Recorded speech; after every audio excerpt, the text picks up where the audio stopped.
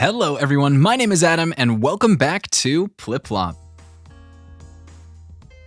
Alright everyone, you saw the title of the video. Today we have compiled some longer choosing beggar stories, so get comfortable and we'll get started. Dog trainers just train dogs? This is my first time posting, other than a question post, so forgive me if it's a mess. This is from a few years ago, before I used Reddit, so I don't have screenshots unfortunately. Backstory.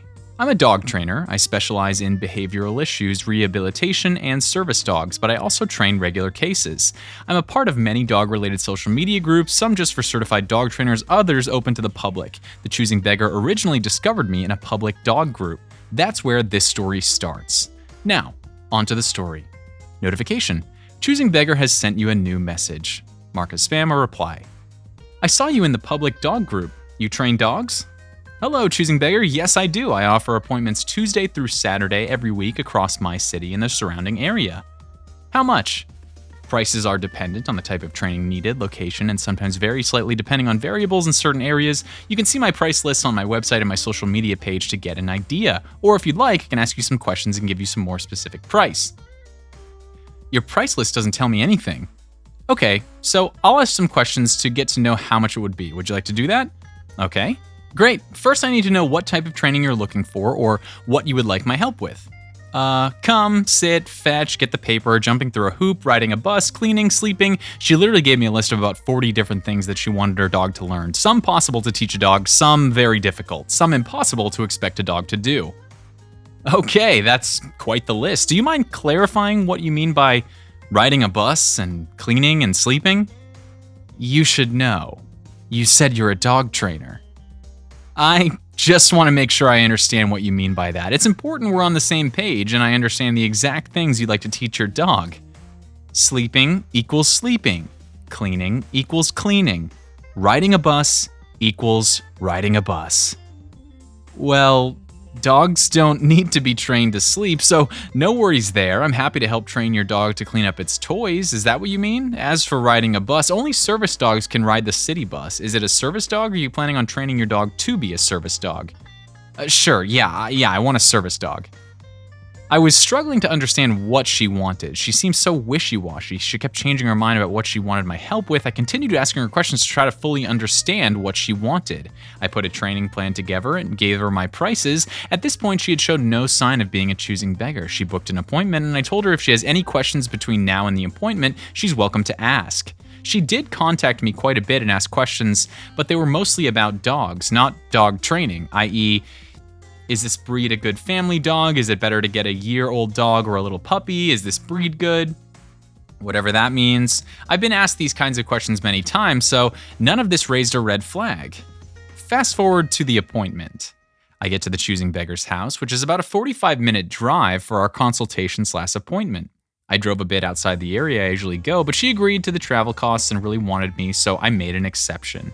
As I pulled into her driveway, I see her standing at the window like a little kid waiting for mom to come home. I thought it was a bit unusual, but sweet. She clearly excited to start training. Before I even open my car door, she runs out of the house and up to my car door, blocking me from getting out. I'm so excited. I can't wait to get started. Hey, Choosing Beggar, I'm glad you're excited. May I come in so we can get started? She's still blocking my car door as she's talking about what dog breed she wants. Border Collies are so smart, but they're not very active. Cocker Spaniels are really cute, but not active enough. Excuse me, Choosing Beggar. I could get a Golden Retriever, but my neighbor Stacy has one and I don't want the same dog as Stacy. I could get a smaller dog. Should I get a smaller dog? Excuse me, may I come in? Oh, sure, I'll get in. Silly me, I'm just so excited. Choosing Beggar gets in the passenger seat of my car, sitting on paperwork and my purse that she only half moved out of the way. I'm flustered. This has never happened before. Choosing Beggar, should we go inside for the session now? Oh, okay. We both get out of the car, me cringing at the crumpled paper under her butt as she gets out of the car. I go to the passenger side, grab the paperwork that now looks like a tornado hit it, and we go into her house. I tell her we need to fill out some paperwork during the consultation, and she invites me to sit at the kitchen table. As I'm sitting down and getting the crumpled paperwork flattened and organized, I'm distracted by there being no dog around anywhere. Where's your pup? Well, I was thinking about that. We could go to the Humane Society to see what they have. There's a dog breeder 15 minutes away that... No, I know you want to get a new dog, but where's the dog you have now? Huh? Do you not have a dog right now? No, of course not. That's why you're here. You're getting me a dog. I know you wanted help picking out the best breed for you, which I'm happy to do, but I'm here for a training session to train the dog you have now. Right? Oh, yeah, of course. My dog is just not here at the moment. Can we go get her? Where is she? Not far, about 10 minutes. Okay, but the time will be taken out of your session time. I won't be able to stay too late. I don't care.